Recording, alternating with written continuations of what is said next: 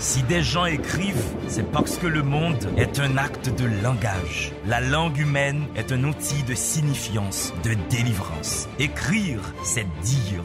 Dire, c'est soumettre la vie aux possibilités de l'intelligence. C'est faire du réel un lieu connu et fragile. La lecture est cette expérience qui nous permet de plier l'univers pour le mettre dans notre poche. Mesdames et messieurs, c'est à partir du mot qu'on fait de la réalité un fait d'esprit. C'est à partir du verbe que la vie devient une denrée émotionnelle. Sur ces entrefaites, la télévision Caraïbe a le plaisir de vous présenter Délivrez-vous, une émission du livre, une émission pour le livre, une émission par le livre. Allez, il y aura assez de bonheur pour tout le monde. Délivrez-vous, délivrez-vous. Mesdames et messieurs, bonsoir. C'est Délivrez-vous qui rentre chez vous. Oui, il y a un changement de décor et c'est voulu et c'est exceptionnel. Cette semaine, c'est la semaine de la propriété intellectuelle. Le Bureau haïtien du droit d'auteur organise tout un ensemble d'activités et cette émission spéciale tournée dans les locaux du BHDA rentre dans ce cadre-là. Sur mon plateau, j'ai d'abord à ma gauche Emily Prophète qui nous reçoit chez elle. Bienvenue. J'ai Maître Christian de l'Espinasse, j'insiste sur le 2, qui est avocat et qui travaille sur la propriété intellectuelle. Et Maître Ossiani Désir, qui est avocate et qui travaille également sur la propriété industrielle particulièrement. Alors, bienvenue sur mon plateau. On va commencer par le b.a.-ba de la question. Madame Prophète, quand nous parlons du droit d'auteur, de quoi parlons-nous? Mais nous parlons d'un droit automatique qu'a tout créateur d'œuvre sur son œuvre, un droit patrimonial et un droit moral. Patrimonial, ça veut dire le droit d'avoir de l'argent à partir de l'exploitation de cette œuvre, un droit qui s'éteint au bout de 60 ans, mais nous aurons l'occasion tout à l'heure de revenir sur le sujet, et un droit moral qui ne s'éteint jamais dans le temps. Mais quand on parle de droit d'auteur, on parle en premier lieu d'argent, de la possibilité d'avoir de l'argent sur une œuvre qui est exploitée. Maître de l'Espinasse, le droit d'auteur est donc rattaché au principe père de la propriété intellectuelle? Oui, tout à fait. Au fait, le droit d'auteur, moi j'aime dire que la propriété intellectuelle a deux jambes, j'aime dire.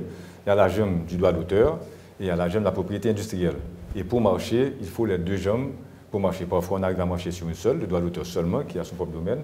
Et parfois, il y a la propriété industrielle qui comprend les marques de fabrique, les brevets d'invention, etc., qui ne sont pas nécessairement dépendants l'un de l'autre.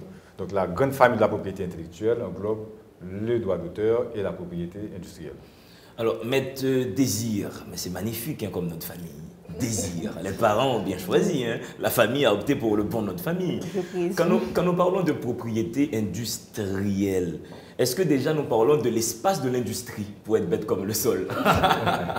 En fait, la propriété industrielle, c'est surtout, on est dans l'immatériel surtout. Ce sont des droits qu'on donne pour pouvoir protéger les œuvres de l'esprit, la création, l'invention. On encourage l'inventivité. Donc, quand quelqu'un crée, quand quelqu'un fait une découverte, quand quelqu'un invente, donc il y a un droit qui est là, qui vous protège, qui vous permet d'obtenir, comment je pourrais dire ça, c'est légitime, c'est juste quand vous inventez, quand vous créez, quand vous découvrez quelque chose, ça vous permet ça donne ça une valeur économique, ça a une valeur marchande. Donc c'est extrêmement important la propriété industrielle. Donc il faut, c'est l'immatériel, c'est un droit qui est incorporel, on ne voit pas. On ne peut pas toucher le droit de la propriété industrielle. C'est l'incorporel, c'est l'immatériel. Et donc ça implique les marques, les logos. Nike par exemple, le signe Nike. C'est une marque. Il y a Coca-Cola par exemple, c'est une marque. La bière Prestige que nous avons en Haïti, Barbanco, ce sont les marques de fabrique qui permettent de différencier la bière Prestige de la bière Heineken par exemple, qui permet de différencier ce produit-là par rapport à un autre produit, qui permet de différencier ce service par rapport à un autre service. Là, nous sommes dans la propriété industrielle. Uniquement. Donc, on voit, comme vous avez dit tantôt, l'industrie, on voit l'économie, on voit le commerce. Donc, c'est extrêmement important pour le commerce, pour l'industrie, pour l'agriculture aussi. Voilà, magnifique. Donc, c'est extrêmement important. Alors, on va quelque peu rétro-pédaler sur la propriété intellectuelle comme notion. Madame Prophète, j'ai 16 ans, je suis en seconde au lycée Toussaint. Qu'est-ce que ça veut dire, la propriété intellectuelle? En fait, on voit d'abord une œuvre de l'esprit. Vous Voilà. êtes dans votre salle de classe, vous faites semblant de suivre le cours de mathématiques, mais en fait, vous êtes en train d'écrire un poème, une nouvelle ou un début de roman, et automatiquement, vous avez un droit. Tout de suite, le droit naît en même temps que l'œuvre. Vous avez un droit sur ce texte-là qui vous appartient, et vous avez le droit d'exploiter ce texte, ce poème que le monde entier va trouver magnifique et que tout le monde voudra dire en public, que tout le monde voudra avoir voilà, sur son bureau. C'est un livre qui naît, que vous allez pouvoir vendre, qui va être multiplié. Donc vous avez tout de suite un droit. Ok, donc le texte est ta propriété. Voilà, le texte, et comme l'œuvre est une œuvre intellectuelle, on parle de propriété intellectuelle. De propriété intellectuelle, de droit d'auteur, le droit que l'auteur de l'œuvre a sur l'œuvre. Ça veut dire le droit de jouir des fruits de cette œuvre-là. Ça veut dire que c'est une œuvre et le droit d'auteur récompense le succès. Donc tout le monde aime cette œuvre va être vendue, va être multipliée, va donner à cet élève-là de la notoriété aussi. Donc cette personne-là a un droit patrimonial sur cette œuvre. Ça veut dire le droit de gagner de l'argent en exploitant cette œuvre. Ça doit être clair dans la tête des gens. Donc si Alan Kaveh fait une chanson, c'est donc sa propriété. Il a le droit légitime de gagner de l'argent en vendant des CD, en vendant cette chanson-là. Tout à fait. Nous sommes dans les droits patrimoniaux. Nous sommes dans les droits patrimoniaux, un droit qui dure 60 ans après toute la vie de l'auteur déjà, toute la vie de l'auteur et 60 ans après sa mort. Ouais. Donc 60 ans après, l'œuvre tombe dans le domaine public. Alors, entre parenthèses, Madame Prophète, et 60 ans après la mort de l'auteur, quand l'auteur n'est plus là, qui reçoit les royalties, les bénéfices? Ce sont ses ayants droit et ayants cause, ses enfants, sa femme ou une personne que cet auteur a désignée formellement sur son testament pour être son ayant droit, son héritier, etc. Donc, ce droit-là va durer 60 ans, le droit patrimonial, ça veut dire le droit d'avoir de l'argent, de l'exploitation de cette œuvre-là. Et après ces 60 ans, l'œuvre tombe dans le domaine public. Ça veut dire tout un chacun peut dire, je ne sais pas, utiliser l'œuvre, etc., sans payer des droits, mais il y a le droit moral qui reste. 200 ans, 1000 ans, 10 000 ans après, on dira toujours que c'est cet écolier du lycée Toussaint et ça va faire partie de sa mythologie, de sa légende. Nous sommes dans le droit moral. Donc jusqu'à présent, un texte de Platon, lorsqu'on l'utilise, il faut dire que c'est de Platon. Tout à fait. Une œuvre de Mozart, il faut toujours dire que c'est une œuvre de Mozart. Donc c'est un droit moral qui n'a pas de limite dans le temps. Maître Christian de Lespinasse, maintenant, par rapport au principe des droits patrimoniaux, considérons un auteur inopérant, un auteur qui soit par exemple fou, incapable de dealer directement avec son éditeur. Comment verse-t-on ces royalties à un auteur? Pour répondre à la question, j'aimerais revenir un peu sur ce qu'on disait tout à l'heure qui va bien permettre d'illustrer la réponse. Et il faut voir la propriété intellectuelle. D'ailleurs, le nom parle de propriété. Ouais. Donc, il y a des propriétés matérielles. Ouais, comme avoir un terrain. C'est ça. Et comme M. Désir disait tout à l'heure, c'est une propriété immatérielle. Et on parle en économie et en finance d'actifs incorporels. Donc, c'est un actif. Un actif, et on peut avoir son actif, et une table, et une voiture, un terrain qu'on exploite. Donc, en tant qu'actif, il est logique et normal de l'exploiter commercialement pour gagner son argent. Et légitimement. Maintenant, pour revenir à votre question, et quelqu'un qui a un problème et qui a... AVC, mais il a un handicap mental majeur. Donc la réponse, c'est d'abord, comme il a son actif, il a un actif incorporel qui est son droit d'auteur. Donc, comme n'importe quel autre actif, ce droit tombe dans son patrimoine. Et maintenant, il faut voir ce que la loi dit sur la cession des droits qu'il avait acquis. S'il a un problème et un handicap qui limite ses droits civils, et à ce moment, ceci est régi par la loi, soit il aura un tuteur, ou s'il... de la famille, c'est ça. Une épouse, des enfants. Absolument. Qui peuvent demander les droits. C'est ça, c'est comme n'importe quel autre droit.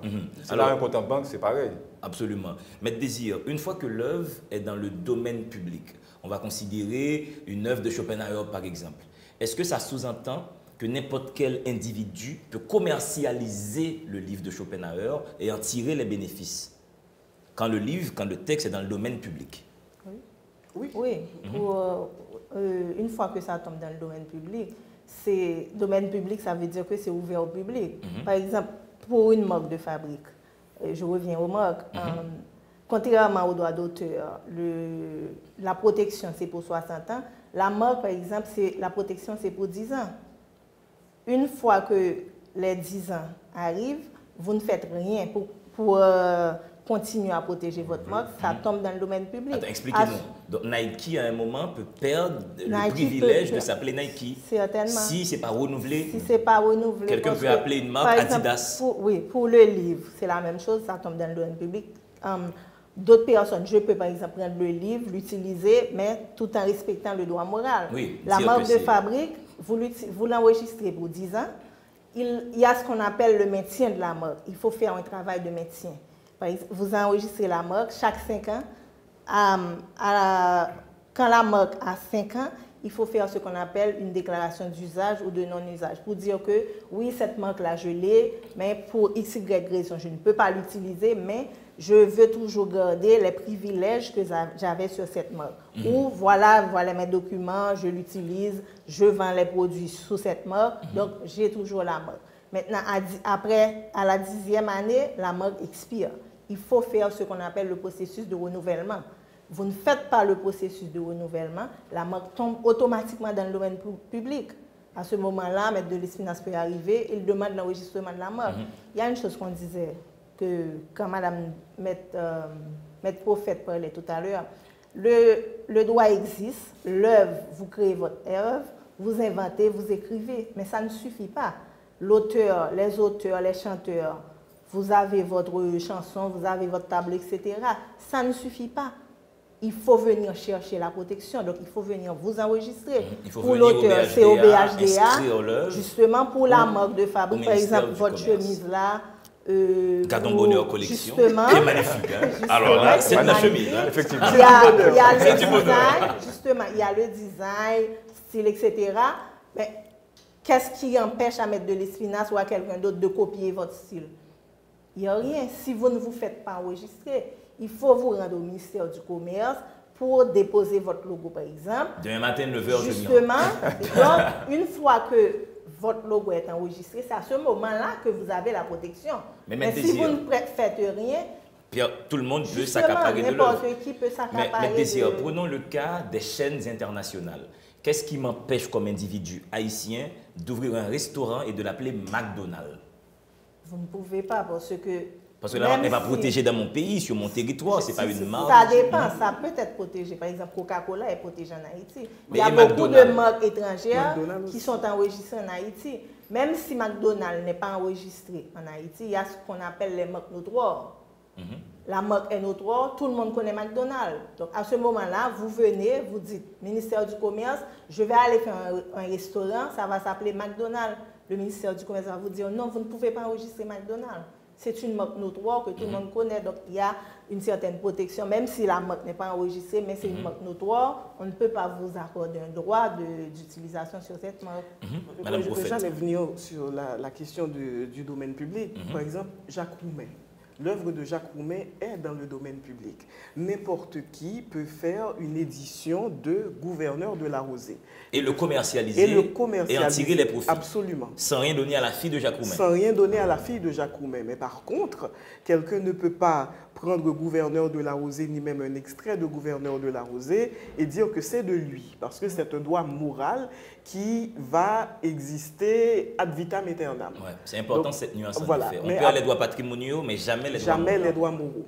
Voilà. Mesdames et messieurs, vous suivez définitivement des livres. Et vous, aujourd'hui, nous parlons de la propriété intellectuelle, de la propriété industrielle, du droit d'auteur, des droits moraux, patrimoniaux. Vous êtes sur la bonne fréquence. Nous avons 3 invités qui sont des pointures dans ce domaine-là. Allez, respirez.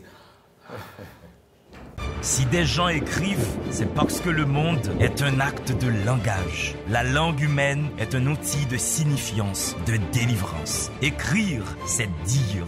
Dire, c'est soumettre la vie aux possibilités de l'intelligence. C'est faire du réel un lieu connu et fragile. La lecture est cette expérience qui nous permet de plier l'univers pour le mettre dans notre poche. Mesdames et messieurs, c'est à partir du mot qu'on fait de la réalité un fait d'esprit. C'est à partir du verbe que la vie devient une denrée émotionnelle. Sur ces entrefaites, la télévision Caraïbe a le plaisir de vous présenter Délivrez-vous, une émission du livre, une émission pour le livre, une émission par le livre. Allez, il y aura assez de bonheur pour tout le monde. Délivrez-vous, délivrez-vous. Mesdames et messieurs, Délivrez-vous est toujours sur vos écrans. Aujourd'hui, nous parlons de la propriété intellectuelle. Dans un contexte particulier, le Bureau haïtien du droit d'auteur organise toute une semaine d'activités autour du droit d'auteur, de la propriété intellectuelle. C'est dans ce cadre-là que nous sommes présentement aux locaux du Bureau haïtien du droit d'auteur. Madame Prophète qui nous reçoit dans une salle qui a un nom très poétique. La salle de la créativité. C'est pas mal déjà comme appellation. Mais pour le coup, mettre de l'espinasse, pour que la chose soit claire dans la tête des amis téléspectatrices et téléspectateurs, propriété industrielle, droit d'auteur, comment décanter la chose clairement pour le public? Je disais, ça fait partie de la même famille de la propriété intellectuelle. Et ce qui est important, ce que j'aimerais que les téléspectateurs, le grand public comprennent, c'est que et par exemple, on parle de la durée de protection du droit d'auteur. Et M. Désir parlait aussi du maintien des droits de propriété industrielle. Ceci veut dire que si un droit de propriété industrielle est maintenu, il sera valable tout autant qu'il sera maintenu. Donc indéfiniment, à la différence du droit d'auteur qui a une durée de protection limitée. Okay. Donc ceci est à dire que la personne qui a un droit de propriété intellectuelle qu'il veut protéger ou qu'elle veut protéger. Parfois, le droit d'auteur fonctionne, mais il faut penser aussi au droit de la propriété industrielle qui donne une autre forme de protection illimitée. Voilà. C'est important de comprendre que les deux se complémentent. Donc ça nous met sur un schéma très intéressant. Tout en haut, nous avons le principe de la propriété intellectuelle. À gauche, propriété industrielle. À droite, droit d'auteur. Droit d'auteur avec 2 autres bras. Nous avons les droits moraux, les droits patrimoniaux. Ça commence à être clair dans la tête des gens. J'espère que vous maîtrisez tout ceci et tout cela. Madame Prophète, qu'en est-il maintenant de l'histoire du droit d'auteur en Haïti? Depuis quand ce pays s'intéresse à ça? Le pays s'intéresse à ça depuis le début.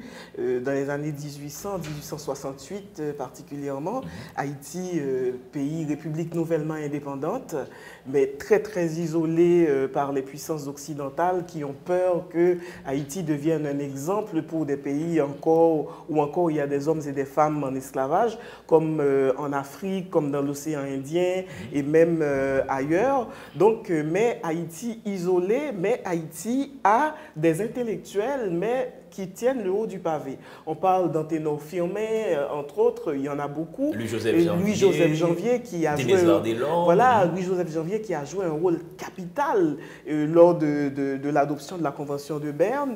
Et Haïti, les intellectuels haïtiens sont on les lit un petit peu partout dans la francophonie. Et voilà, le président Geffrard dit, mais il faut qu'il y ait une loi qui protège ces gens qui font rayonner la République d'Haïti, qui est considérée comme une république de barbares ou des esclaves, voilà, des anciens esclaves. Que des va-nu-pieds. Donc, il y a une première loi sur le droit d'auteur. Donc, ensuite, on a quelques 3 ou 4 ans plus tard, une autre loi qui est modifiée. Le président Salomon, le père de Ida Faubert, par ailleurs. Et en 1968, il y a une autre loi qui est prise par le docteur François Duvalier, mais toujours avec un souci de protection des auteurs, etc.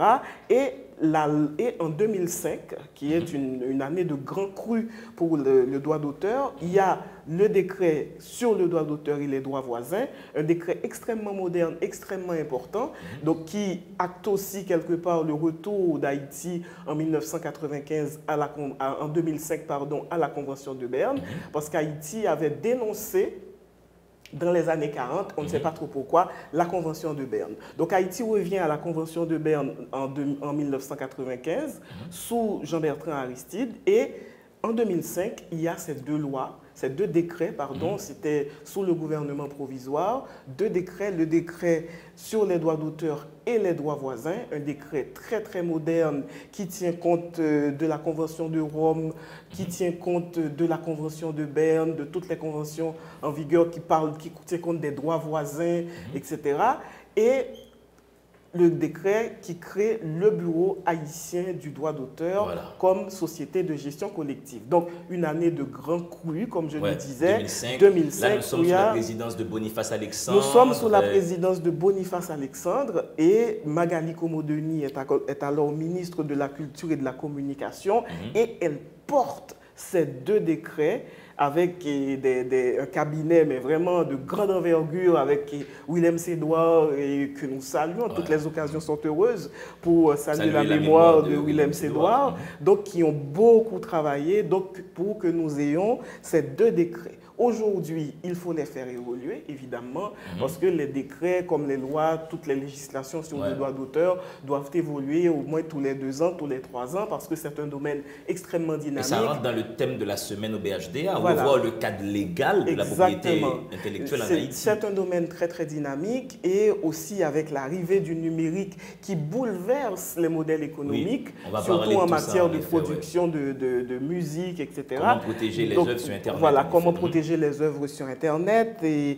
comment rendre accessibles certaines œuvres qui sont sous droit aussi. Donc, voilà, c'est deux décrets extrêmement importants dont on va garder la plupart des dispositions, dans la mesure où ce sont des dispositions très bonnes qui sont inspirées totalement de la Convention de Berne. Donc, mais il est venu le temps de faire évoluer, pour le bien du droit d'auteur en Haïti, de faire évoluer cette législation. Alors, Maître de l'Espinasse, dans le propos de Madame Prophète, j'ai capté comme ça au vol un concept qui me paraît clé et important, que le public puisse comprendre ce que ça implique. Elle a parlé des droits voisins. Qu'est-ce que ça veut dire, les droits voisins? Des droits que nous avons à côté de nous, comme par hasard? Des droits connexes? Oui, en quelque sorte. Ça s'appelle droits connexes aussi. Donc, qu'est-ce que ça implique? Qu'est-ce que ça veut dire, les droits voisins? Ce sont des droits qui ne sont pas liés directement à l'auteur lui-même, mais qui sont, le mot dit ce qu'il dit, qui sont voisins aux droits principaux du droit d'auteur. Je vais essayer de tirer un exemple. Alan Kaveh chante par exemple, c'est pas pour date à ce rythme-là. Si quelqu'un interprète et fait c'est pas pour date, est-ce que nous sommes dans les droits voisins? C'est une interprétation. Une interprétation, est-ce que celui qui interprète d'une nouvelle façon a des droits moraux et patrimoniaux sur son interprétation, sans Alan Kaveh? C'est ce que je veux comprendre là maintenant. Non, pour l'interprétation, il faut qu'il ait l'autorisation de l'auteur lui-même. Mais une fois qu'il a acquis ses droits, il peut l'exploiter lui-même comme... Enfin, il en est l'auteur, c'est une nouvelle œuvre. Est-ce que c'est à ce moment-là, bon, la chose elle paraît facile dite comme ça, est-ce qu'à ce moment-là, nous sommes dans la visière des droits voisins? Oui, parce que c'est difficile à expliquer. Et, je cherche un exemple concret de droit voisin qui pourrait être... si on prend un vévet par exemple, Emily, c'est dans le folklore haïtien. Est-ce que les vévets sont déjà protégés? Ce serait la première question. Et celui qui utilise les vévets, est-il dans les droits voisins, connexes? En fait, les vévets font partie du folklore, le folklore d'un peuple. C'est-à-dire, tout un chacun peut utiliser un vévet. Donc, nous ne sommes pas précisément, nous ne sommes pas dans le domaine du droit voisin, mais nous sommes dans ce qu'on appelle les savoirs traditionnels. Les savoirs traditionnels d'un pays qui sont protégés. Et j'ai vu passer beaucoup de gens de communautés Maasai j'oublie le nom du pays de l'Afrique, où il y a la communauté Maasai, où ces gens sont en train de se battre. Non, ce n'est pas le Mali, c'est un pays anglophone, ça va revenir tout à l'heure.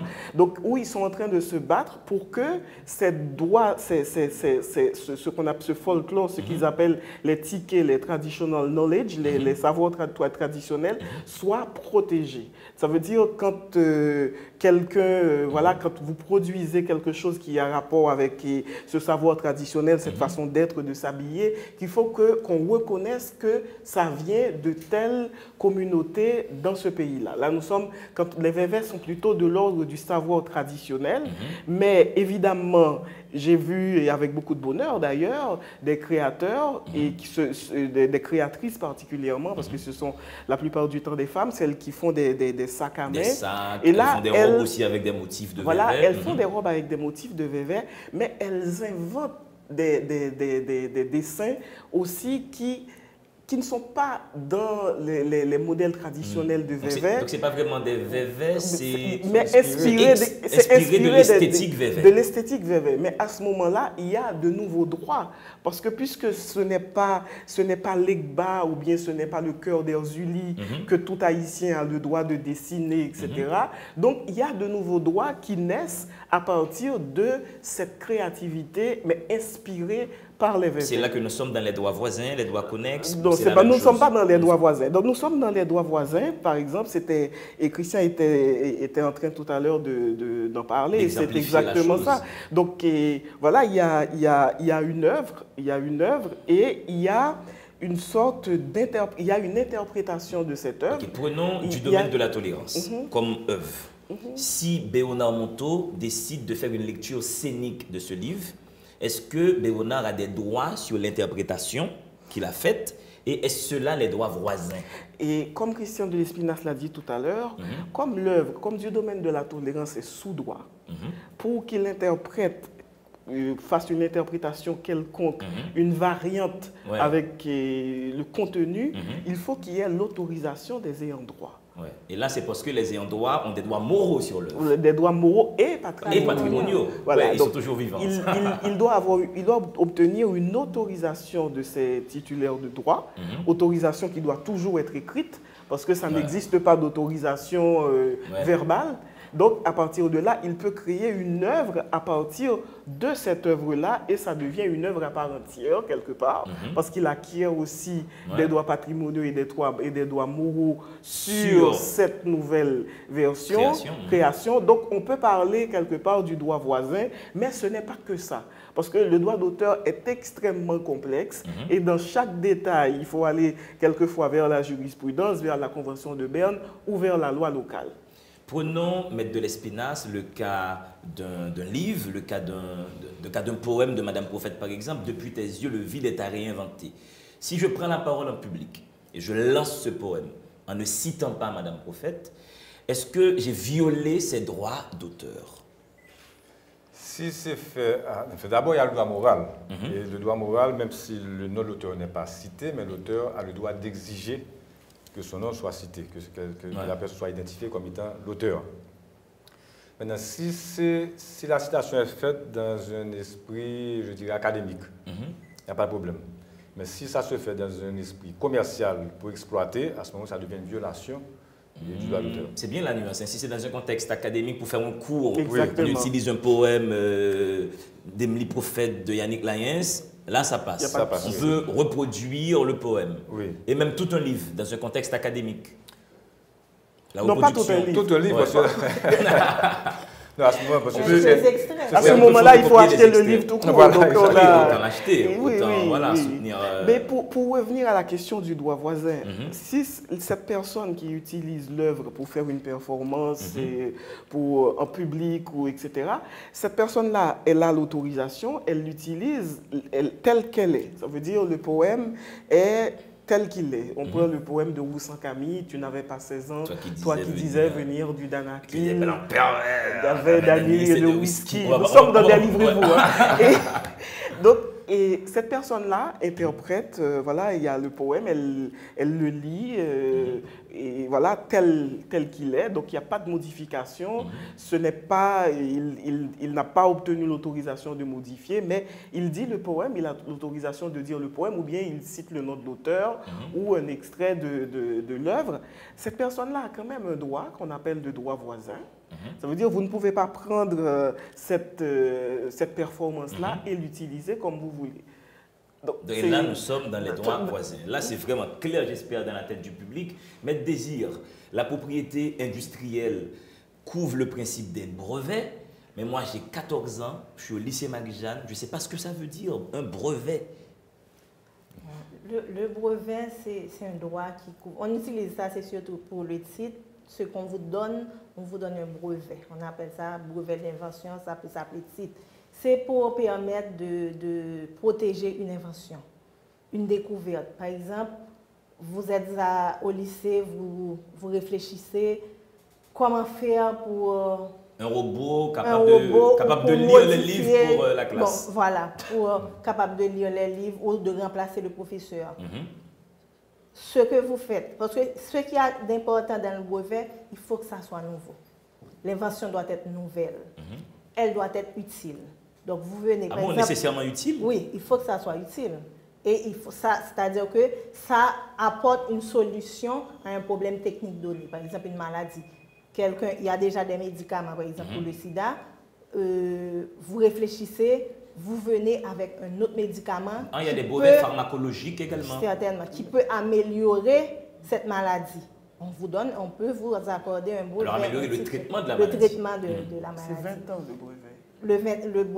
En général, c'est 20 ans, mais dans notre loi qui est... Je ne veux pas trop en parler. Il faut en parler. Bon, dans notre loi qui est très, très, très vieille, elle date de 1922.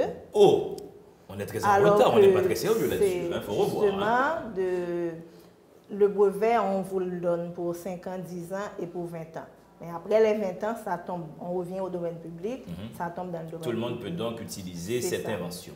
Mesdames et messieurs, délivrez-vous en mode propriété intellectuelle. Merci de continuer à nous suivre. On va vous laisser respirer rapidement quelques secondes. Allez. Si des gens écrivent, c'est parce que le monde est un acte de langage. La langue humaine est un outil de signifiance, de délivrance. Écrire, c'est dire. Dire, c'est soumettre la vie aux possibilités de l'intelligence. C'est faire du réel un lieu connu et fragile. La lecture est cette expérience qui nous permet de plier l'univers pour le mettre dans notre poche. Mesdames et messieurs, c'est à partir du mot qu'on fait de la réalité un fait d'esprit. C'est à partir du verbe que la vie devient une denrée émotionnelle. Sur ces entrefaites, la télévision Caraïbe a le plaisir de vous présenter Délivrez-vous, une émission du livre, une émission pour le livre, une émission par le livre. Allez, il y aura assez de bonheur pour tout le monde. Délivrez-vous, délivrez-vous. Vous aimez écouter de la musique, vous aimez regarder des films, vous aimez lire. Les auteurs de ces œuvres de l'esprit ont donc des droits sur leur création. Voici l'objet de cette sortie Délivrez-vous. Délivrez-vous aux locaux du Bureau haïtien du droit d'auteur, instance de l'État chargée de la gestion collective des droits moraux, patrimoniaux, touchant à la propriété intellectuelle. Mesdames et messieurs, j'ai 3 invités. J'ai Maître Océanie Désir, j'ai Maître Christian de, j'insiste toujours sur mon 2, l'Espinasse, et j'ai Emily Prophète pour la taquiner de Milcé. J'imagine la tête de l'écrivain, j'ai fait le Milcé en regardant cette émission. Alors, BHDA, j'ai balancé la formule comme si je la maîtrisais. Gestion collective, de quoi je parle, Madame Prophète? Instance de gestion collective de droit. Le BHDA, c'est le Bureau haïtien du droit d'auteur. Donc l'acronyme, c'est BHDA, donc créé par le décret de 2005.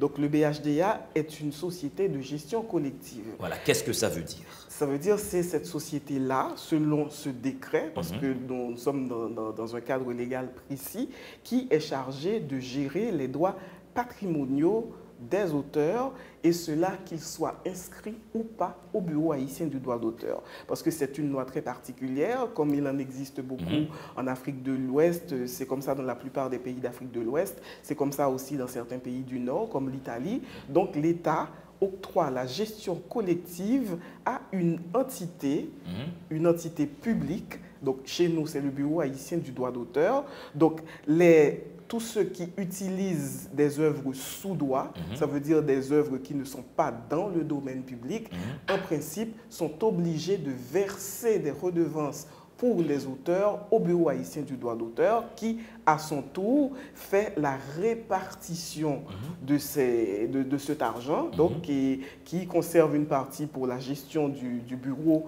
qui est une société de gestion collective et qui donne aussi une partie à l'auteur, au détenteur du droit. Donc, d'exploitation de l'œuvre. Ce droit-là, quand on parle de ce droit d'auteur, on parle d'argent.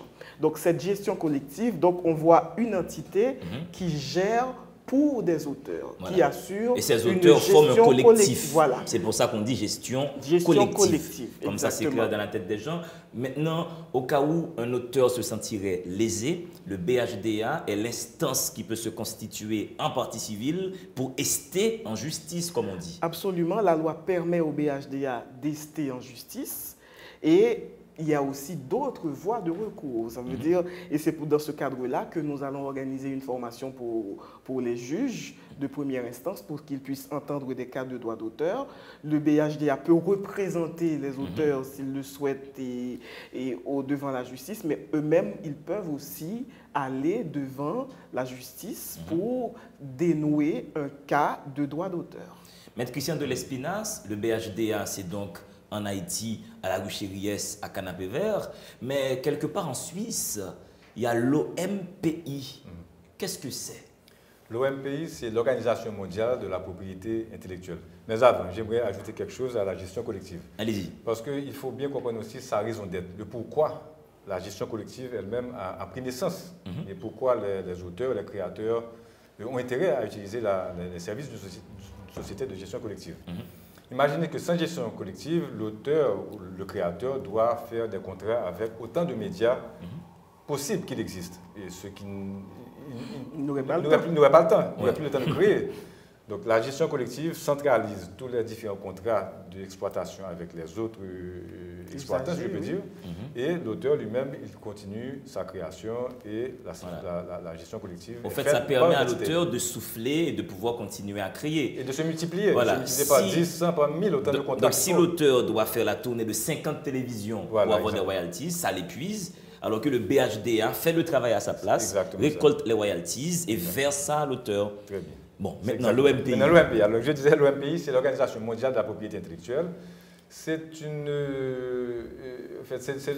un organisme gouvernemental et qui gère la... Gouvernemental. Oui, c'est le gouvernement suisse. Tous les gouvernements. C'est tous les gouvernements. C'est ça. Haïti fait partie de l'OMPI. La France fait partie de l'OMPI. L'Allemagne fait partie de l'OMPI. Ce n'est pas attaché aux Nations Unies. C'est une institution des Nations Unies. Une institution des Nations Unies. Exact. Et l'OMPI elle-même, elle gère les conventions. Il y a par exemple la Convention de Paris, il y a la Convention de Berne pour les droits d'auteur, il y a la Convention sur les appellations d'origine contrôlée, telles que Champagne, etc. Arrangement de Madrid pour les enregistrements internationaux. Et donc l'OMPI sert de référence aussi pour des modèles de loi. Et ils servent de conseiller aussi aux consultants aussi pour les gouvernements qui veulent revoir leurs lois et faire des mises à jour. Alors, mais en cas de contentieux sur le principe du droit d'auteur, ce n'est pas l'OMPI qui va réguler. Il revient aux instances locales, telles en Haïti, le cas du BHDA, pour réguler un conflit entre Radio Caraïbes et un chanteur. En fait, l'OMPI gère des traités internationaux, des conventions, par exemple le traité de Marrakech, le protocole, il y a plein d'instruments internationaux qui sont gérés par l'OMPI. Mais tous ces pays qui font partie de l'institution, qui est une institution des Nations Unies, ont leur législation locale. Je veux dire, et Haïti a une législation sur le droit d'auteur, la République dominicaine, etc. Donc, ces législations se ressemblent parce qu'elles sont toutes inspirées de la Convention de Berne. Mais ce sont des législations locales, des législations donc, dans lesquelles il y a forcément des nuances. Par exemple, il y a des pays, par exemple le Canada, où le droit patrimonial dure 50 ans. ou les États-Unis, où le droit patrimonial peut durer jusqu'à 92 ans. Ou bien en France, où on introduit une nuance, si l'auteur est mort pour la patrie, donc son droit patrimonial dure un petit peu plus longtemps. Par exemple, le droit patrimonial d'un poète comme Guillaume Apollinaire, qui est mort des suites de blessures lors de la Première Guerre mondiale, ou bien de Antoine de Saint-Exupéry, qui est mort en mission en avion pendant la Seconde Guerre mondiale. Son droit patrimonial n'a pas encore expiré, alors que ça fait plus de 70 ans qu'il est mort. Donc, il y a des nuances dans les législations locales, mais tous les pays adhèrent à la Convention de Berne, mais ont néanmoins chacun une législation locale avec des nuances sur la durée du droit patrimonial, ou le fonctionnement des droits, le fonctionnement des droits, etc. Donc, pas le fonctionnement des droits moraux, parce que le droit moral reste acquis à l'auteur, quelle que soit la législation. Mais voilà, donc l'OMPI, pour revenir à la question première, l'OMPI, c'est l'Organisation mondiale de la propriété intellectuelle qui gère des traités internationaux, etc. Et il n'est pas inutile de souligner que c'est l'institution des Nations Unies la plus riche, pour vous dire comment la gestion de ces traités, de ces conventions rapporte de l'argent. Carrément, plus riche que le PNUD, c'est compliqué. Alors, Madame Désir, il y a quelques mois, j'ai créé une firme de communication, Plafond de Verre Communication. Au ministère du Commerce, on m'a donné un papier me disant, vous avez ce nom-là pour 10 ans. Est-ce que ça sous-entend que 10 ans après, je ne pourrai plus travailler avec ma structure qui s'appelle Plafond de Verre Communication? C'est ce qu'on appelle une question pro domo. Et j'adore mon label Plafond de Verre. Comment fonctionne le principe des non commerciaux? Comment on protège ça en Haïti? Quel est le régime de droit qui régule ça? Pour les non commerciaux, tout comme les marques de fabrique, il y a une loi qui date malheureusement de 1964, je pense. La dernière modification, c'était autour de 1964. Là, on est en 2018. Donc, la loi il est urgent que cette loi soit actualisée. C'est ça. Donc, le non commercial, c'est cette loi qui gère les non commerciaux, qui a, ces derniers temps, complètement explosé. Alors, une parenthèse, non commercial, c'est le nom d'un commerce. C'est le nom commercial. Que les gens comprennent. C'est un nom qui vous permet de différencier, de distinguer votre service plafond de verre par rapport à la voie Saint-Thibon. Oui. Donc, un non commercial. En gros, c'est ce que fait le non commercial. Donc, il vous permet de différencier. C'est très important, ça vous permet de différencier le service, votre entreprise, le service que donne votre entreprise par rapport au service que donne Madame Prophète. Donc, c'est ça le non commercial. Et le papier du ministère du Commerce sur les 10 ans. Pour l'avoir, vous pouvez l'utiliser. Quand vous allez au ministère du Commerce, vous protégez votre nom. La protection, qu'est-ce que ça vous donne? Ça empêche à mettre de l'espinasse demain matin d'utiliser le même nom. Ou de modifier le nom, d'ajouter par exemple un P, un D, mais de contrefaire le nom commercial et d'utiliser le nom. Donc, c'est pour ça que vous vous enregistrez au ministère du Commerce. Donc, le papier que le ministère vous donne, c'est un certificat. Ça s'appelle certificat d'enregistrement. Donc, ça vous accorde une protection pour 10 ans. Alors, j'aime beaucoup la nuance que vous avez apportée par rapport aux possibilités de jouer sur le nom. Si on appelle une école Lycée Toussaint l'ouverture de Bréda. Justement, on ne peut pas. On ne peut pas, ça c'est de la contrefaçon. Parce que le lycée Toussaint l'ouverture, c'est un nom commercial déposé et protégé. Oui, parce que donc, la contrefaçon est punie. Est punie par cette loi-là dont on parlait. Il y a même une peine pénale qui est prévue dans la loi. Que ce soit la marque ou le nom commercial, ça, quand vous enregistrez ça, vous pouvez l'utiliser. Par exemple, vous avez votre nom là, mais si vous ne l'aviez pas enregistré, demain matin, M. Christian de l'Espinasse arrive au ministère et demande l'enregistrement sur lui. Et demande l'enregistrement du nom. Donc, puisque vous n'aviez pas fait enregistrer votre nom, donc lui, il arrive, donc on va lui accorder le nom. Donc là, c'est difficile. Pourquoi? C'est pourquoi on encourage les commerçants à enregistrer leur nom, à enregistrer leur marque de fabrique. Et ça a une valeur commerciale énorme, une valeur économique. Comme ça, on sait que le nom est protégé. Justement, le nom est protégé. Donc, votre nom arrive à expiration en 2028. vous continuez à l'utiliser. Cependant, la loi vous dit qu'il faut que le nom soit renouvelé. Si vous ne faites pas le renouvellement, au terme des 10 ans, je peux venir au ministère du Commerce, je fais ma petite recherche, je vois que le nom est expiré. Est-ce que je regarde, est-ce que ça a été renouvelé? Est-ce qu'il y a une demande de renouvellement? Je vois qu'il n'y avait aucune demande de renouvellement, il y a un délai. Le délai est passé, le nom tombe dans le domaine public. Donc je peux demander l'enregistrement. Voilà. Justement, donc je peux demander l'enregistrement. C'est pour ça qu'il faut faire ce travail-là de surveillance et de maintien des droits de propriété industrielle. Absolument. Et je voudrais, Madame Prophète, voir maintenant, quand il y a violation du droit d'auteur, quels sont les leviers que le BHDA peut activer pour sanctionner les contrevenants? Et d'abord, définir quelques concepts clés. C'est quoi le plagiat, Madame Prophète? Eh bien, le plagiat, c'est vous prenez une œuvre et vous copiez une partie de cette œuvre, même si vous mettez quelques synonymes pour essayer de brouiller les pistes. Donc, et puis, cette personne reconnaît clairement son texte.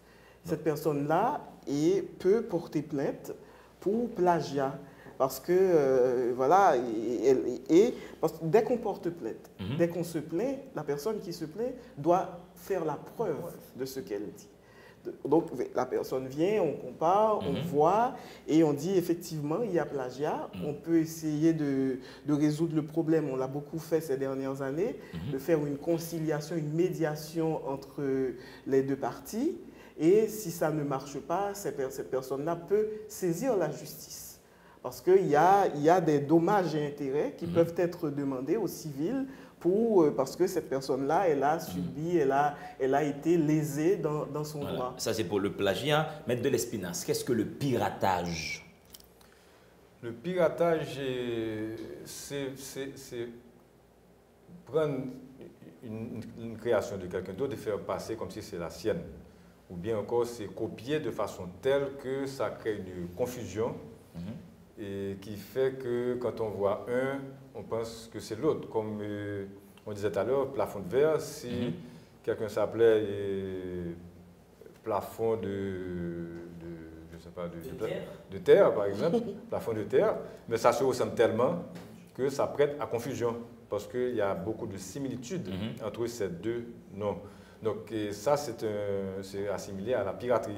Donc on copie le nom de quelqu'un d'autre et comme on dit, pour rouler sous lui. Ouais.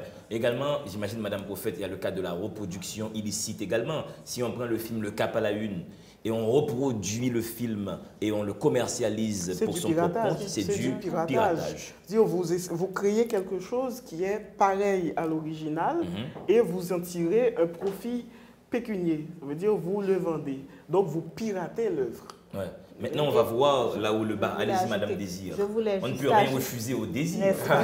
Je voulais juste ajouter, c'est l'une des raisons d'être des droits de propriété intellectuelle, c'est d'encourager la créativité. Donc, n'allez pas copier les œuvres de quelqu'un d'autre, réfléchissez, inventez, créez. Voilà, il faut être dans l'originalité. Maintenant, le hic. Quand il y a des cas de piratage en Haïti, des cas de plagiat, qu'est-ce que le BHDA peut faire? Donc, le BHDA, il y a la loi, c'est la loi qui dit ce qu'il faut faire.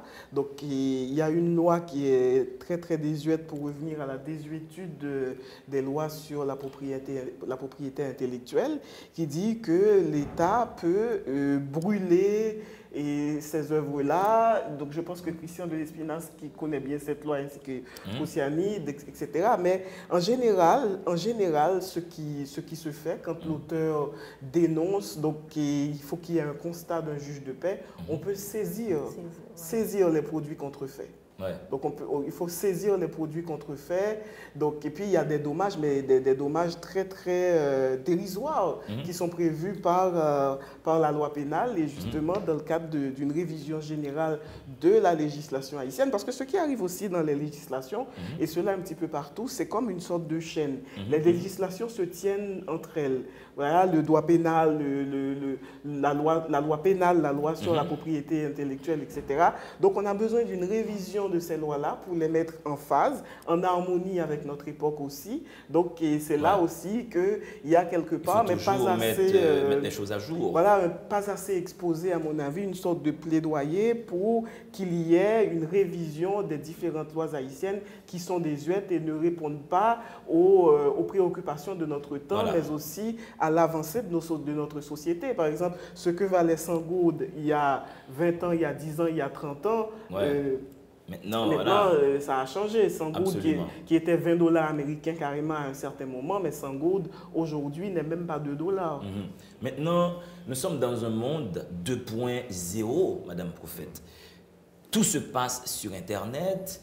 Comment peut-on penser, organiser, conceptualiser l'exploitation licite numérique des œuvres de l'esprit? Il le faut, c'est important parce que les supports, les choses se dématérialisent. Donc pour la musique, il y a un nouveau modèle économique depuis des années pour la musique avec le streaming. Il y a Spotify aussi. Il y a Spotify, il y a iTunes, il y a Deezer. Donc c'est un nouveau modèle économique où maintenant la musique se vend en ligne, elle est totalement dématérialisée et le dernier support physique qui est le CD est en train graduellement de disparaître. Donc il faut que nous adaptions notre nouvelle loi à ces changements, et pas que pour la musique, mais aussi dans des domaines comme celui du livre.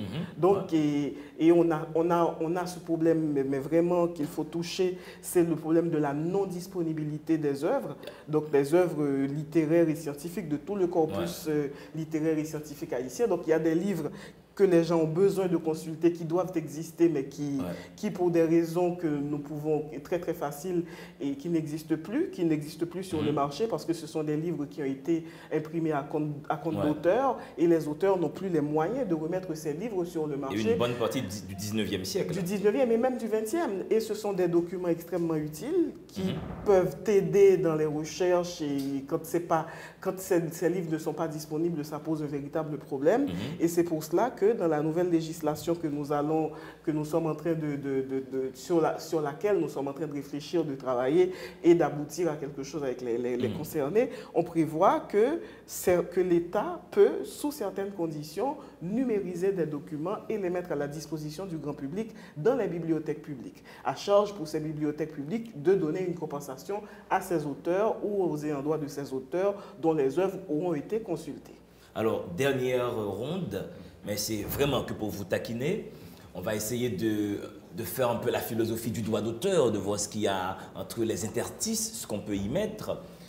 Si un consommateur dit « une œuvre de l'esprit est faite pour l'épanouissement de la race humaine, de l'humanité, c'est l'apport de l'individu à la bonne marche du monde », pourquoi je dois payer quelqu'un qui a produit une musique qui doit être automatiquement dans le domaine public? Quelle est la nécessité, M. Lespinasse, de Lespinasse? À la limite, c'est une question, je dirais, qui pourrait être vue sous un angle philosophique. Mais l'idée de la propriété intellectuelle est d'encourager la créativité. Il faut que le créateur puisse lui-même avoir une récompense, il faut qu'il puisse vivre. S'il a un talent qu'il a reçu, et pourquoi est-ce qu'il ne pourrait pas en profiter? Pourquoi est-ce qu'il devrait produire seulement pour l'humanité et pas pour lui?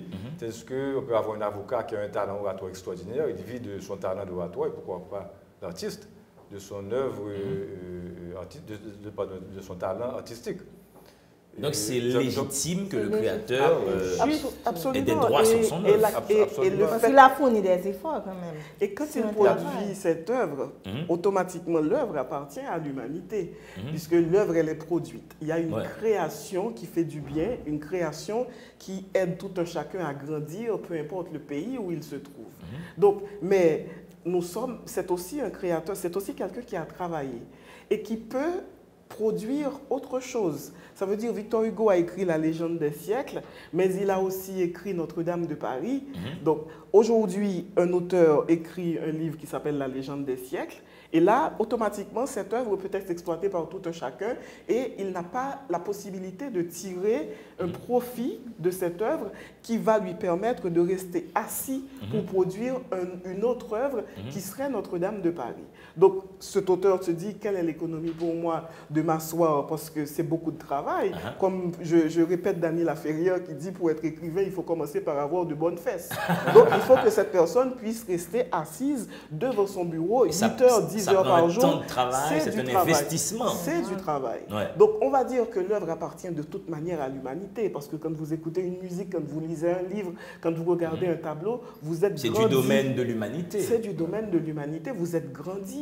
Et c'est inspirant aussi pour d'autres personnes qui ont du talent et qui se disent, moi je peux faire mieux, je sens que je peux écrire un meilleur livre, produire une meilleure œuvre.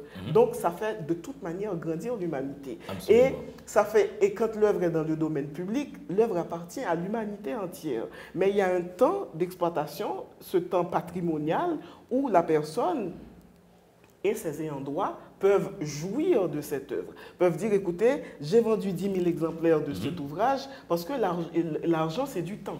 Ouais. Donc, quand vous avez de l'argent, vous avez un petit peu plus de temps. Ça veut dire la personne a un talent, mais elle n'est pas obligée d'aller au parquet pour aller plaider, etc., voir des voyous, etc., faire du mauvais sang, alors que en fait, cette personne-là a un talent, elle n'a pas besoin de choisir un autre métier qui va lui prendre du temps aussi. Alors, donc, le droit d'auteur est absolument important pour la créativité et sans le droit d'auteur, la créativité peut être en très grande difficulté. C'est toute une rééducation, mettre de l'espérance. Comme recours, on parle de recours pénal, mais quand on a un recours pour la violation de droit, il y a un recours commercial aussi. On peut demander réparation pour les préjudices pécunier.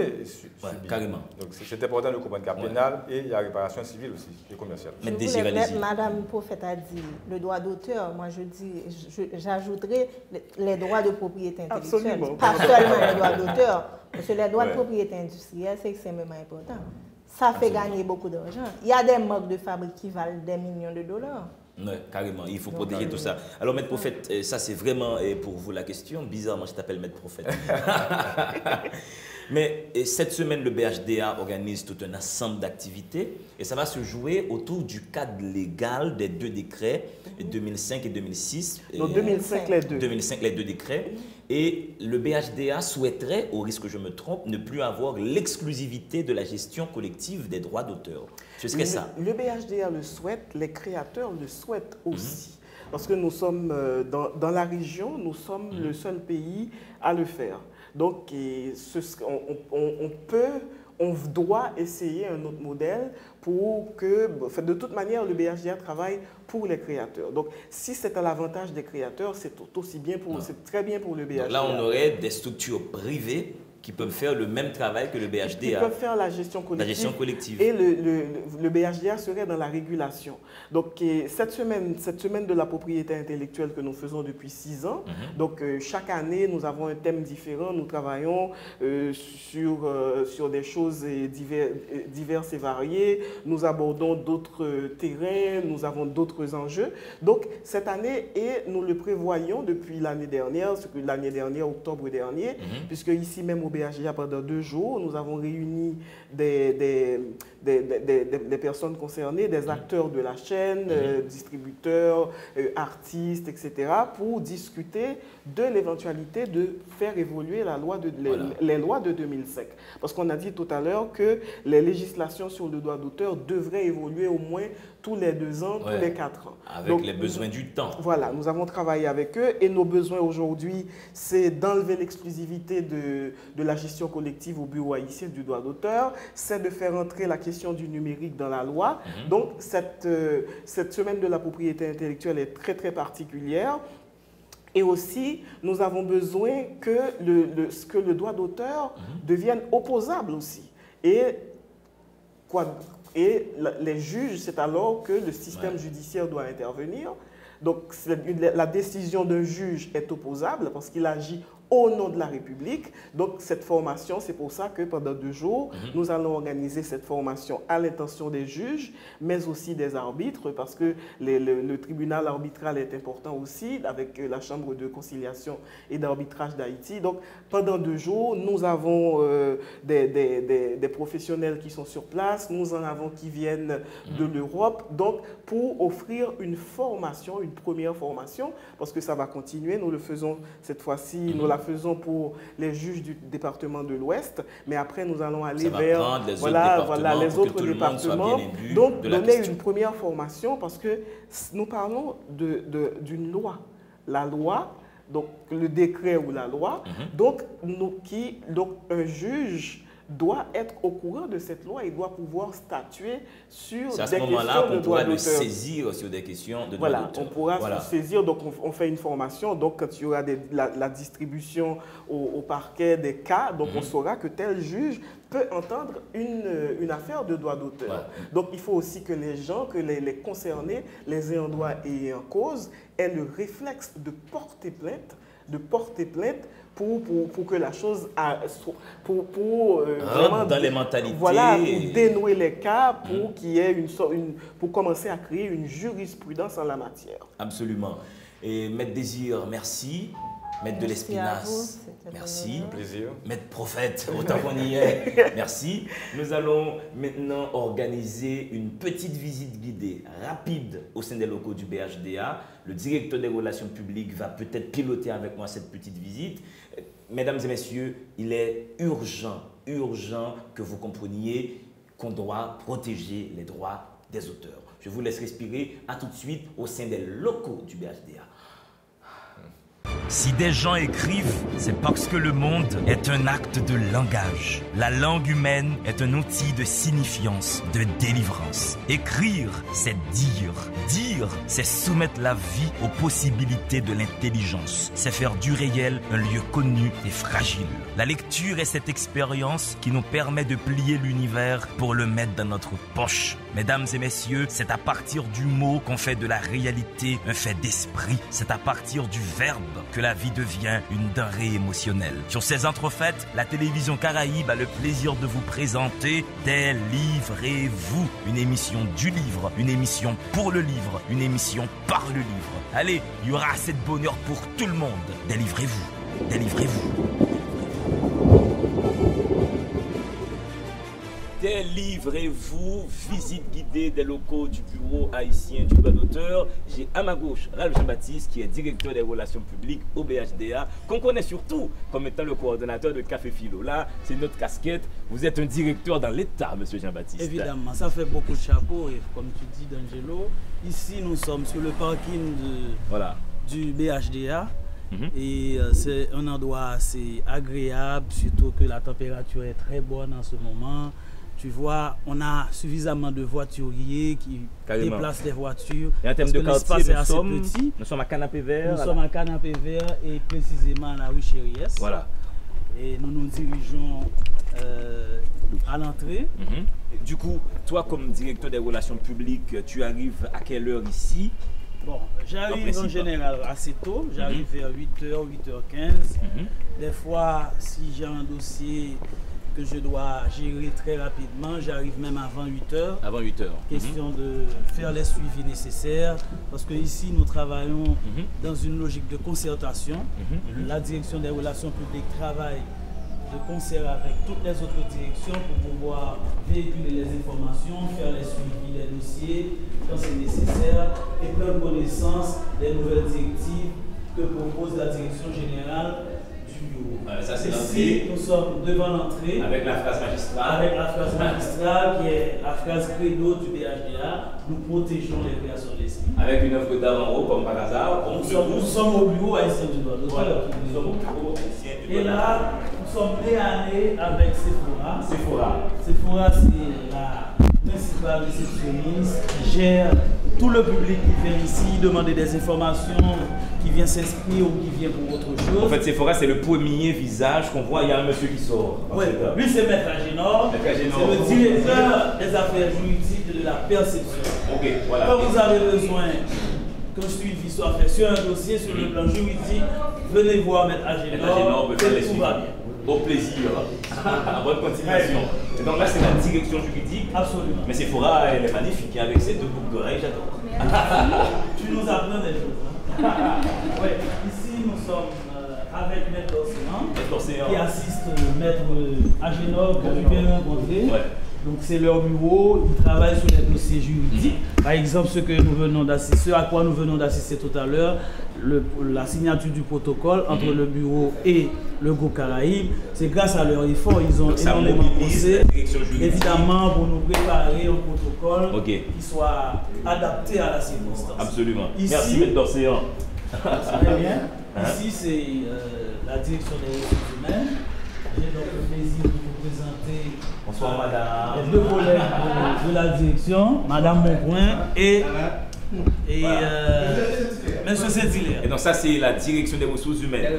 Mais je suis jaloux de sa chemise. C'est mon style, c'est mon look. Pourquoi repartir avec? Absolument, cette couleur éclatante. Sédilaire doit être quelqu'un de très généreux. Donc ça c'est la direction des ressources humaines. Absolument. Ok, ressources humaines, direction juridique, voilà.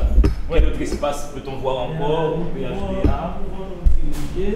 Vers la direction de la documentation. Okay. Ici, nous sommes à la direction de la documentation. Voilà. Malheureusement, Madame Alexis doit être en train de prendre son lunch.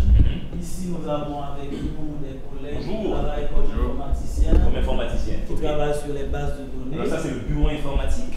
C'est pratiquement la direction, c'est une extension de la direction de la documentation et de la répartition. C'est une direction qui s'occupe de documenter tout ce qui a rapport au dossier, au formulaire de demande d'enregistrement et qui les inscrit aussi sur les bases de données et qui s'occupe aussi de la répartition. C'est très important. Dès que la direction des affaires a fini de faire la perception, c'est cette direction au niveau de la documentation qui s'occupe de la répartition, question que les artistes puissent valablement avoir le royalty. Voilà. On a une dame qui vient. Bonsoir madame. Bienvenue à Délivrez-vous. Vous êtes directement à l'écran. Donc là, c'est madame qui s'occupe de la documentation. Non, c'est pas elle précisément. Elle travaille dans la direction. Mais c'est madame Alexis. Madame Alexis, elle est sûrement dans les parages. Elle est peut-être en train de prendre son lunch. Ok. Bon, on va poursuivre. Ben, on va à la cafétéria. La cafétéria. Ah ouais, il y a du monde aussi. C'est quand même un lieu important, hein, la cafétéria. Il faut se nourrir. Il y a un bureau. Oui, ça c'est la logistique. C'est le pasteur qui s'occupe de la logistique. On l'appelle comme ça. Ah ben c'est notre pasteur. Il est très proche de Dieu aussi, j'imagine. C'est un pasteur. Dès qu'on a des soucis pour regarder cette affaire, c'est pasteur qui s'en occupe. Et puis ici, nous avons avec bonjour. Le bureau. Voilà. Et ça c'est la cafétéria. C'est la cafétéria. Tu vois, tous les matins on vient ici, on prend un petit café, on mange, on discute entre collègues. Et après tout le monde va dans son bureau. Ça crée du vivre ensemble. Ça crée du vivre ensemble. C'est extrêmement important. Bon appétit.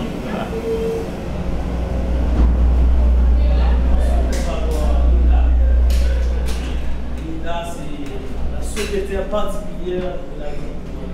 Ok. C'est à l'étage, tout vers le bureau. Parce que moi j'aime bien le fait que les murs soient hauts. C'est important. C'est une exposition issue des travaux du lac du Noir. C'est également il y a énormément d'artistes qui travaillent dans la sculpture. Ici tu as une autre exposition de tableaux. On a une terrasse aussi ici quand même. Ah ça c'est extrêmement important. On a failli avoir une émission tout à l'heure. Ouais. On avait pensé tourner l'émission ici en effet. On avait un peu peur du soleil. Et du bruit ambiant, je me rappelle. Absolument. Mais ici, c'est formidable parce que c'est une exposition permanente que tu as ici un jour qui donne une idée. Relations publiques. Ici, on va dire que c'est chez moi. Ah ben voilà. Voilà, je vous invite chez moi, monsieur. Il fait tout frais chez toi, hein, c'est bien agréable. Donc c'est là que tu travailles, que tu travailles, tu touches à la communication, aux relations publiques. Je communique constamment avec mes autres collègues du service des relations publiques. On fait des suivis. En fait, tu es le directeur des relations publiques, mais tu es assisté par des collègues. Le service des relations publiques. Le service des relations publiques. Ce n'est pas la même chose. Ici, nous sommes chez Linda, à Fleur, c'était la secrétaire particulière de Madame Mais Beaufret. c'est l'heure du lunch, malheureusement. C'est l'heure du lunch, mais on va quand même la voir. Oui, Ici, c'est le bureau voilà. principal de la direction générale. Ça, c'est le Dès que bureau, vous êtes directeur ou directrice du bureau, vous êtes ici. c'est le bureau de la DG. Pour l'instant, c'est le bureau de notre DG, Elie Les Prophète, prophètes, voilà. qui vient de se déplacer. Et qui est très bien décoré avec une Encore. œuvre de Sébastien Écoute, derrière. ça parle d'œuvre d'art. Ouais. C'est du droit d'auteur. Définitivement. Tu Donc, vois? on a bien vu la place du DG. Tout à fait. Malheureusement, Linda est en lunch. On n'a pas pu la saluer en effet. On va lui faire un petit Ouais. coup. J'imagine qu'elle. Au fait, il y a deux cafétérias. Ah, c'est fermé. Ouais. Ouais. En fait, ça, c'est une cafétéria pour les chefs. Ah ouais, ça c'est ok. Voici Linda. Il est sur lunch. Ah, Je vais la rejoindre dans un instant. Je vais rejoindre Linda dans un instant. C'est pas mal Linda là. Nul ne vient à Madame Beaufret sans passer par Linda. C'est Voilà. Linda qui gère tout l'agenda de DG, c'est elle qui s'occupe de tout, qui prend les rendez-vous, qui envoie les lettres, qui fait les Définitivement. suivis.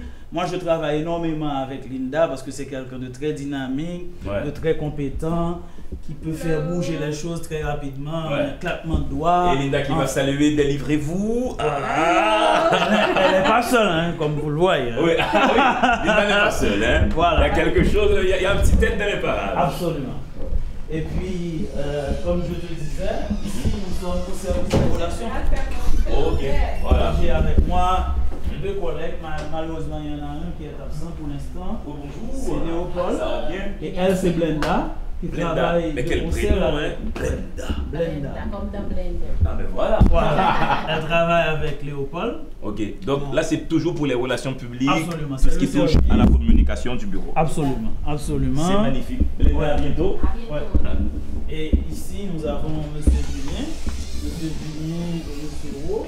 Monsieur Julien, Sont- Monsieur Rowe, messieurs, bonsoir. Ce sont des collègues qui s'occupent de tout ce qui a rapport avec l'informatique. Oui, en effet, avec la boîte que je vois derrière Ah. eux, tu vois qu'ils s'occupent de ça, les mecs, hein. Absolument, c'est ce qu'ils font, c'est leur spécialité, c'est même une passion. Donc, Dès s'il y que a tu des as un pannes souci techniques, avec Internet, tu appelles M. Julien et c'est bon. si l'ordinateur ne marche pas, Ah, tu là, appelles M. Julien. c'est le service informatique du BHD. Absolument, Ah, absolument. ben vous avez tous les services. Écoutez. Informatique, relations Oui, c'est important. documentation, Vu l'ampleur du cafétéria, vu l'accueil. l'ampleur du Mhm. travail, c'est important. Et ici, nous sommes avec Madame Jean-Gilles. Madame Jean-Gilles, bonsoir. Ouais. C'est une extension de la comptabilité. Madame Ok. Jean-Gilles travaille évidemment au niveau du bureau de la comptabilité. Mhm. Et tu dois savoir ce que fait Oui, un bureau qui s'occupe de comptabilité. carrément. Dès que tu as un souci, 2 ou 3 jours après, la fin du mois, tu n'as toujours pas reçu ton chèque, tu viens voir Madame Jean-Gilles. Elle va s'occuper de ça. Elle a l'un des rôles les plus importants ici. Absolument. Et M. Cernéus, que je ne saurais ne pas vous présenter aussi. au plaisir. C'est le comptable en chef. C'est le comptable en chef Ouais, du ouais, BHDA. C'est les Qui mêmes s'occupe de soucis tous les qu'il gère dossiers et tout. Oui, que fait tout. C'est la ceux de Madame Ouais. Jean-Gilles. C'est lui qui donne les directives, qui dit ce qu'il faut Oui. faire. Moi, en règle générale, je viens souvent vers lui pour savoir comment monter un dossier, pour savoir vers qui me diriger, etc. La comptabilité. Parce que ici, ça parle comptabilité publique. Hein. Ouais. S'il y a, Ouais. s'il y a un peuple, une identité dont on entend beaucoup parler Ouais. à ce niveau-là, c'est les comptables publics. Ouais. Ça parle toujours de comptables publics. Tu sais, Et il faut si le éviter dossier les n'est pas vices de monté telle forme. façon, Ouais. les comptables publics ne vont pas accepter. Ouais. C'est ça, Ouais, c'est mais- un cauchemar ici. Ouais. Les comptables publics. comptable administratif. En plus. Au plaisir, bonne continuation. Voilà. Et puis on va quand même faire un petit coucou à notre femme des ADM, Madame Guerrier. Madame Guerrier. Tu vois, elle est vraiment guerrière. hein. Madame, mais c'est une guerrière. Pour arriver à convaincre Ça se voit ADM, de la il posture. faut beaucoup de culot. hein. Ah ouais. Ah bon? Ouais. Donc c'est madame qui administre voilà, un peu tout le bureau quoi. Tout à fait. Ah, ben C'est voilà. Madame Guerrier qui s'occupe de ça Ouais. et qui est très au fait de tout ce qui concerne l'administration, logistique, suivi, Fonctionnement de fonctionnement, l'État, tout à j'imagine, fait. pour tout ce qui touche à la Ouais. circulation des finances Les publiques. finances Absolument. publiques. Voilà. Au Absolument. plaisir. À bientôt, madame Guerrier. Voilà. C'est une dame très élégante en même temps. Ils sont Ah. très élégants, mon Guerrier. Absolument. Particulièrement les femmes. Hein. Ah ouais. On va pas se laisser emporter. Bon, ça c'est donc la belle visite du Ouais. bureau haïtien du droit d'auteur. Voilà. Et voici donc le bureau de avec une pièce magnifique, Jean-Baptiste. C'est une pièce sublime. Voilà. Non, Linda, elle a tout pour être heureuse. Non, mais. Eh bien, voyons, c'était ça.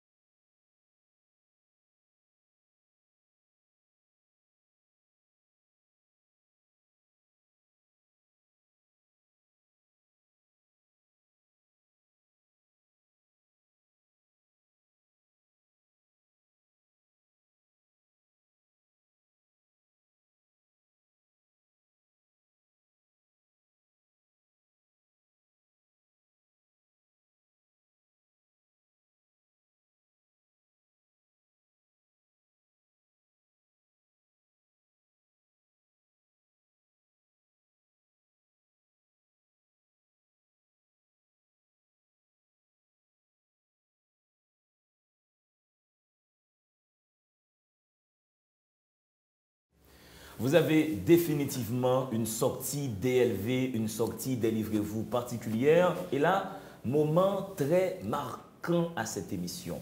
Le groupe Caraïbes, en la personne de Brégard Anderson, va donc signer un protocole d'accord avec le Bureau haïtien du droit d'auteur. Je vais laisser la parole à Madame Prophète Milsé qui va contextualiser la signature de ce protocole. Madame Prophète, de quoi s'agit-elle pour faire la blague?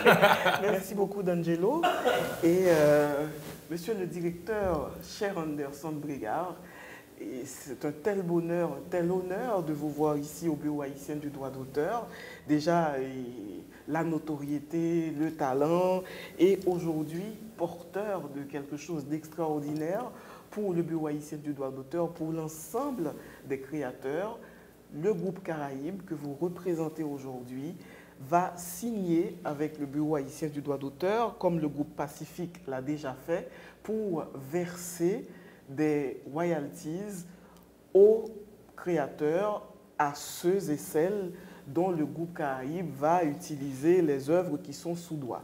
Donc c'est un jour exceptionnel et nous sommes contents que ça se fasse dans le cadre de la semaine de la propriété intellectuelle, puisque nous travaillons au jour le jour au BHDA. C'est du militantisme à la limite pour que les créateurs puissent vivre de leurs droits, ces droits qui sont utilisés, en fait les œuvres qui sont utilisées par des usagers divers, mais aussi par les médias, et nous savons l'importance du groupe Caraïbes dans le paysage audiovisuel en Haïti. C'est l'un des groupes les plus importants et nous sommes contents. Au niveau symbolique, c'est extrêmement fort. À tous les niveaux, c'est fort, c'est important. Donc, un grand merci du lieu de l'État que j'ai le privilège de représenter ici aujourd'hui, mais aussi pour l'ensemble de ceux qui créent dans ce pays, qui portent haut ce pays, parce que ce pays est tellement bien représenté par les créateurs.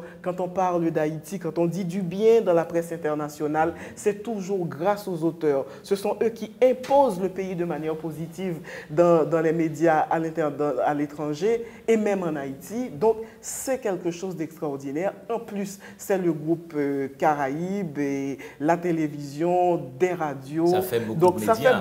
fait beaucoup de médias. Ouais. Bienvenue encore une fois sur mon plateau Délivrez-vous. Ça fait quoi, 1 an et demi Ça fait peut-être 2 ans depuis que j'ai pris goût à ce plaisir, depuis que j'ai pris goût à ce bonheur.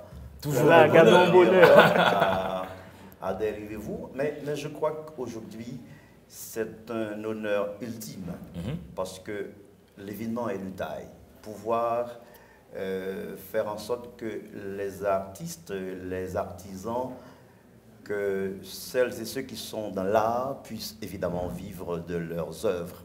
Parce qu'avant, on disait toujours qu'ici, à Port-au-Prince, ici en Haïti, un peu partout, dans nos villes de province comme à Port-au-Prince, les artistes ne peuvent aucunement vivre de leurs œuvres.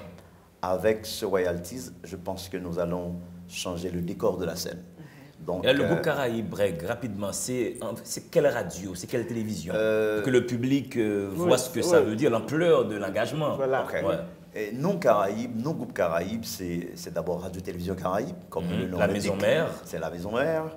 Et le navire amiral. Ah ben, tout à fait.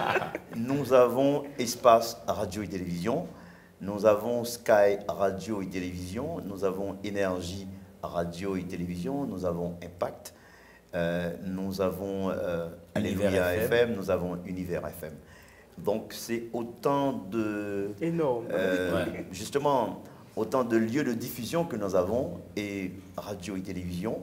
Et ce sont ces lieux-là qui promeuvent tant d'artistes. Et nous croyons aujourd'hui, l'heure est donc venue. Vous, au niveau du Bureau haïtien des droits d'auteur, vous avez donné un signal fort. Et nous, comme radio, nous promettons que nous allons faire tout ce qui est dans notre pouvoir de diffusion, de retourner ce qui est du droit de chacun des artistes. Voilà. Et c'est bien, Breg, que les gens qui regardent Délivrez-vous maintenant comprennent l'ampleur de cet engagement. Le groupe Caraïbes s'engage à verser au Bureau haïtien du droit d'auteur de l'argent sur les œuvres des artistes que le groupe va utiliser. C'est magnifique. Le contrat est là, autant le signer. C'est avec plaisir.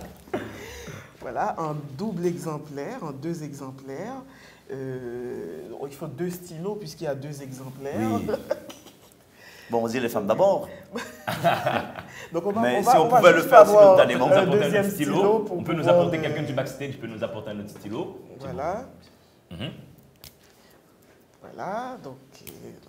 Alors, donc on peut lire contrat de radiodiffusion. Contrat de radiodiffusion, radio et télévision, d'œuvres littéraires et artistiques entre les sous-signés le Bureau haïtien du droit d'auteur et le groupe Caraïbes.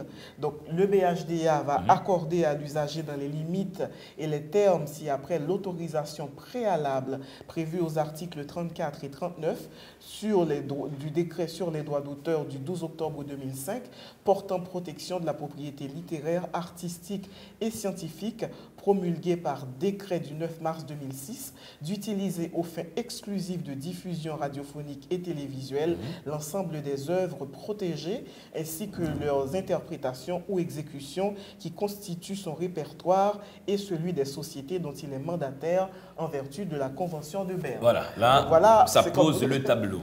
Ça pose le tableau et on va poser une petite signature sur chacune des pages. Voilà, comme ça c'est bien vu. Voilà. Tout le monde s'engage par rapport à chaque article. Voilà. Donc là, d'où l'intérêt pour que les artistes viennent au BHDA pour inscrire leurs œuvres. Il y a donc des possibilités de ristourne financière et tout à fait. On ne veut pas le dire, mais le monde carbure à l'argent. Voilà. J'ai l'impression que chaque fois qu'il s'agit de blé, le rire est au maximum de ton côté. Hein. Voilà. Donc le groupe Caraïbes qui s'engage, c'est donc nous invitons du coup d'autres médias de la place à poser, à s'inscrire dans cette même démarche. Quand vous utilisez les œuvres des artistes, quand vous utilisez des films ou des compositions musicales, c'est toujours bien de penser à la reproduction matérielle de ces auteurs, au profit qu'ils peuvent trouver parce que leurs œuvres auraient été utilisées. Voilà. Ça, c'est fait. Je vous remercie donc. Merci Brégard.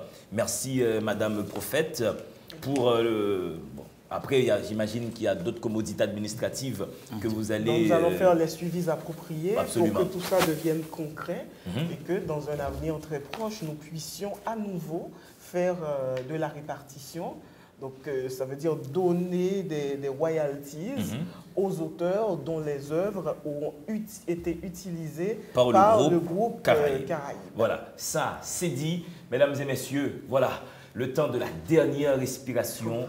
Délivrez-vous. Ça, c'est pas mal comme idée. Délivrez-vous était donc en déplacement. Bureau haïtien du droit d'auteur. Brégard Anderson a signé, a engagé le groupe Caraïbes. Une émission spéciale sur la propriété intellectuelle et tout le staff de la télévision mobilisé. À l'écran, vous avez un guignol, mais derrière, il y a des mecs sérieux, il y a des mecs qui travaillent, qui s'investissent pour que cette émission soit présente sur vos écrans. Madame Prophète, Breg, on respire. Beaucoup, hein. Voilà, on respire. 3, 4. Gardons le bonheur.